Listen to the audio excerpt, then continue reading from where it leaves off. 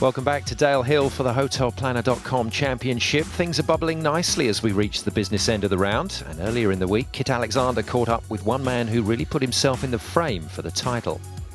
I'm chatting with Dave Coupland, a recent winner on the PGA EuroPro Tour and going well again this week at Dale Hill.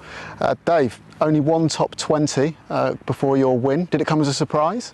Yeah, I've been working on my game, bits and bobs, mainly short game and putting, and then it came through. The benefits came through at Hall there. So yeah, I played solid all week. Just tweaked a few things in my setup as well, and then yeah, just played with it.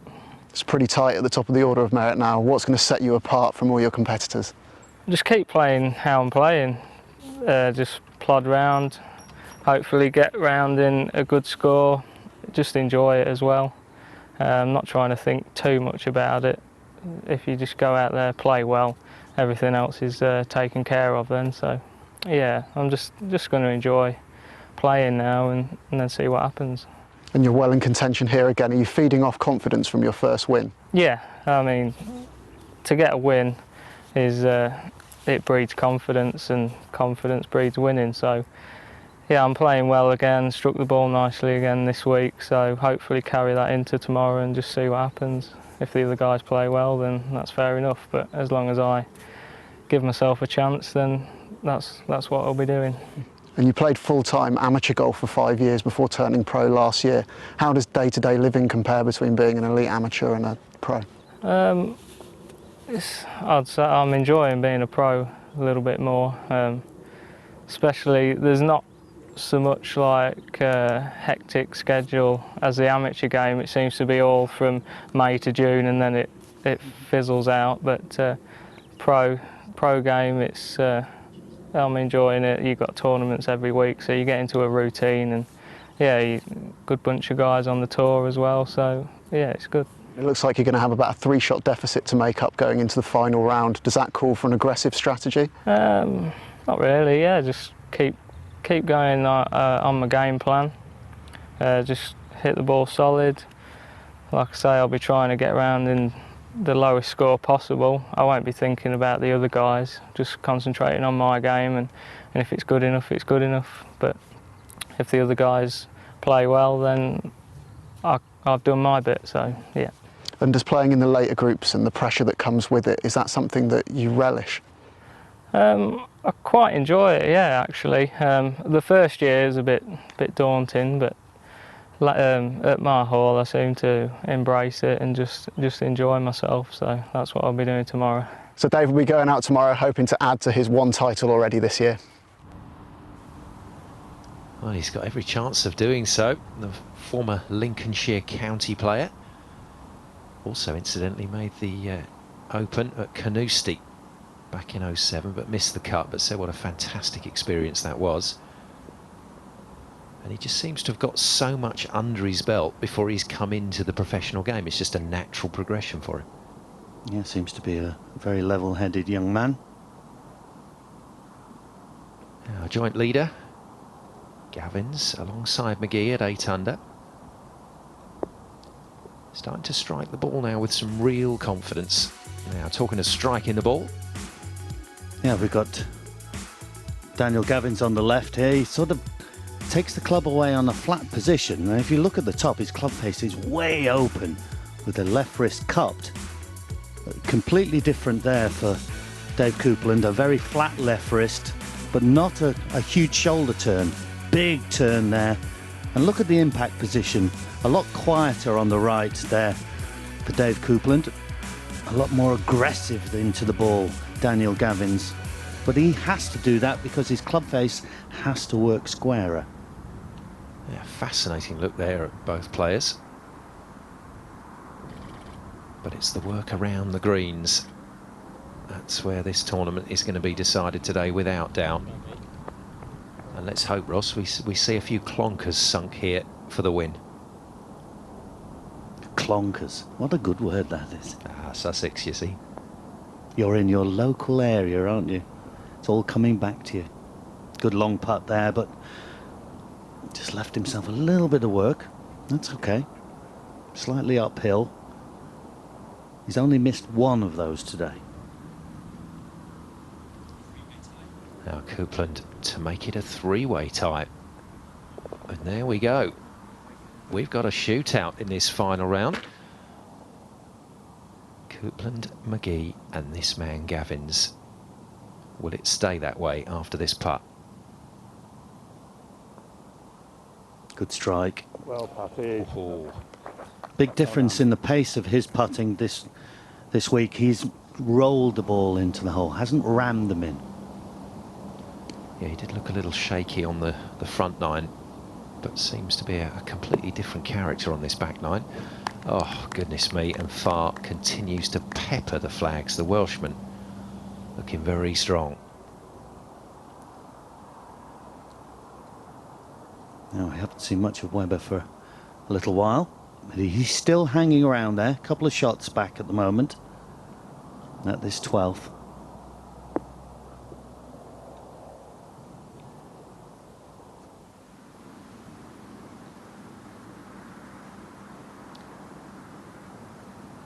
Now then, Coupland. Interesting to see how much he can see of this from that position. And he's called that absolutely spot on.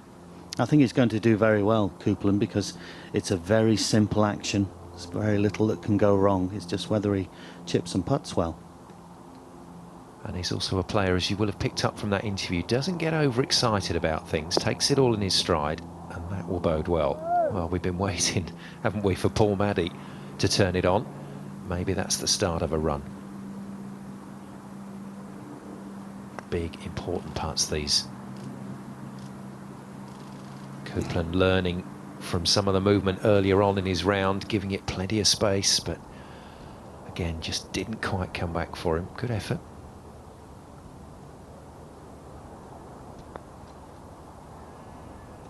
It's nice to see somebody standing with a normal putter grip. Well, it's almost abnormal these days, isn't it? Yeah. How does that work? Yeah, we talk about that, don't we? So many different styles and putting formations, the way they put the hands on the club. Maddy looked completely different. Left hand below right, finger down the shaft. Even I could have got that one. About time, Paul. Still a slightly resigned look on his face, I'm afraid. But Paul Maddy still with a chance. Going to have to pull some magic out of the hat, though. Now Coupland for par. Does so nicely. Now three leaders scrapping away. I can tell you that McGee has made a regulation par at 12, so he stays in the hunt. So Gavin's at 13 then. For the members, this is the stroke one hole, but playing fourth hardest this week. Yeah, as you always say, Ross, the stroke index doesn't always hold up, does it? I'll take, for example, this hole. Another beautiful par 3. And that's playing stroke index 14. And then Wallace, his consideration on this final round is order of merit. Going to try and get himself a couple of shots here in the closing holes. Push himself up the leaderboard, another few quid in the bank. Keep it rolling through to next week. Had a terrific season so far. Now here we go, swashbuckling Scott Fallon. Can this man put the cat amongst the pigeons? He'd love to get himself to 7 under. That is a stunner. Hardest hole on the golf course. He's got a tap in. Beauty from Fallon. Coupland for birdie. This to take the lead. Come on. Oh, yes. How about that? And Coupland just keeps his season rolling. Beautiful putt. Almost looks embarrassed. Well, can Gavin's do the same? Little right lefter. Oh, he does too. Well played. What a cracker. Lovely. Oh, this is good stuff. This is what we look forward to seeing on the EuroPro Tour. The leaders battling it out with good shots. Oh, they're going in from everywhere. It must be easy now. Shelling peas. 3 under now for Wallace. Got to be another one, hasn't it? Come on, let's complete the set. Fallon then to go to 7 under, take over as the clubhouse leader. And there we go, easy as that. Gets the rewards for a fantastic approach, and Scott Fallon equals Stuart Archibald's final round with a very nice 65, but he takes over from Stuart as the clubhouse leader. Well, Scott Fallon gets himself to 7 under in the clubhouse, but as you can see, out on the course, McGee, Gavins and Coupland all ticking along very nicely indeed, and surely heading towards double figures under the card. And Ross McFarland, this tournament warming up very nicely. Just coming into that crucial part of the round, isn't it? Around the 14-15 mark, where you need to stamp your authority in the round. Not quite stamping his authority on that chip, I'm afraid. Catching a bit of the fringe. McGee, second shot to this par 4 13th. Yeah, 1 shot back. And it looks like he's going to stay that way. But you never know. We've seen a few long-range attempts go in. It's clonker time, Ross. I'm going to add that one to my repertoire. Clonker. Can I borrow that? You can. That's another beautiful shot. Well, he really is playing some terrific golf at the moment, and he's so good to watch, so calm. Think back to the man that designed this course, Ian Woosnam. Well, he had one of those swings that just nothing to go wrong. Very simple. Yeah, it was a pleasure to play with him. I remember first time I played with him. I couldn't believe it. I signed for a 68 at Woburn, and I signed his card and I thought he didn't play very well. 66 he shot. The mark of the true masters. Saltman, oh no. Gave it the full knee bend as well. Trying to tilt that green. Didn't happen though. He's a bear of a man, isn't he, Saltman? I wouldn't want to be the golf ball on the next tee. Now then, double figures, will it be? No. What a strange putt. He was up and out very quickly, wasn't he, Ross? And there's an indication that he wasn't happy. Probably just didn't start it on the line he intended to. So McGee to stay 1 behind. Never. Just pace and line, keeping that one out, unfortunately. The youngster who came up with a very inventive way of getting himself the money to go on tour. Started his own website and then was selling pixels on the website for €10 a pop and more. And very inventive, got a lot of press attention across the world, and that's what's got McGee on his way. Now, will this get Gavin's on his way? There you go. And I tell you what, this back 9 for Gavin's really starting to look good, and that looked like a confident young man to me. First man to double figures. And Maddie back at 4 under now, 3 over for the day. Friendly bounce there. That was a real members bounce.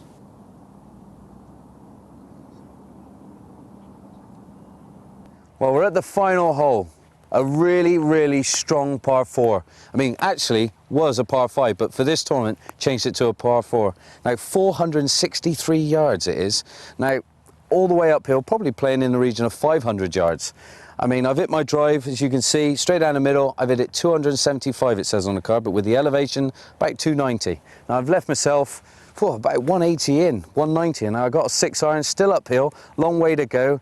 But this hole demands great shots, really does. You've got all this trouble down the left-hand side, which guards the beautiful old golf course it has. Then this green that you come to is all topsy-turvy, quite a big surface though. But I'm going to try and take one on now at the middle of the clubhouse and just put it in the middle of the green. No frills, no spills. Here we go.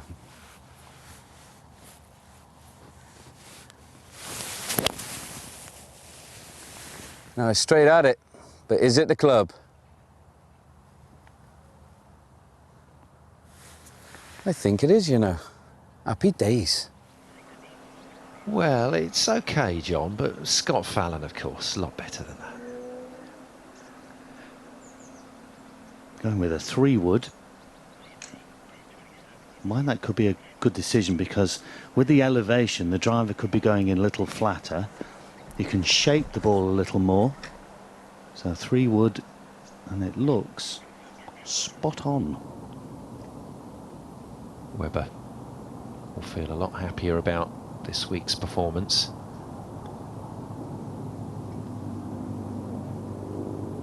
Oh, and he nearly felt even happier.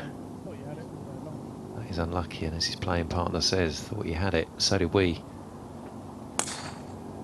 Again, we're looking at that situation, isn't it? That nothing's really happened for this final twosome, and they've been, their body language, you can see they're all struggling to get that motivation for the final few holes. Yeah, and here's another man that's dropped a few shots on the way. Law has really had to come up with some really interesting shots to find his way to the green. He's done that well. Back nine has been a lot better for him. Now then, Coupland, got to be a birdie surely on this final hole to give him a chance. That was very narrow. You could see he folded his arms over. Ooh. Well, that is not good, I'm afraid. That's the first bit of emotion I think we've seen from Coupland in a negative fashion in this final round.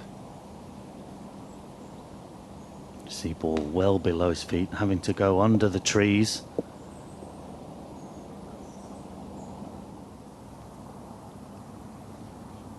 Yeah, 17 asking a few questions at the moment. Birdie chance for Maddie. Well, everything needs to drop from here on in for Paul Maddie, and that will not help his cause. Last par 3 on the course. Another really good looking hole. 159 yards. It's nice to come to a golf course, another quality shot from far, and par 3s which are not 240 yards and get your 3-wood out and blast it. These are tricky little holes asking you the question of your short irons. And talking of tricky, well, if this works, that's a little bit of genius there from Wallace. Yes, he had the green to work with, but that was a horrible lie. Big moment now for Coupland. 9 under. Can he post that score? Or maybe some magic from the bunker.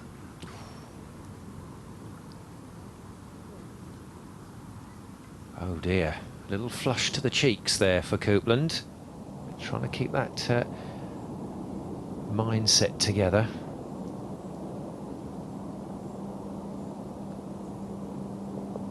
Nice little save from Wallace. Massive save, that one, at this stage in the round. Now, if he's to have any chance, Farr has to knock this in. There you go. Good, confident approach to that one. I do like that putt from Oliver Farr. And he will stride off. 2 to play, still with a chance. Great future, I think, for Oliver. Look out for him.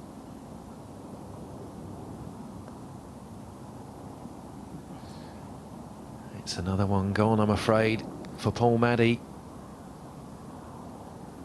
Gone from one end of the spectrum to the other, Farr advancing to 8 under, and Maddie, the leader at the start of today, dropping right back down through the field.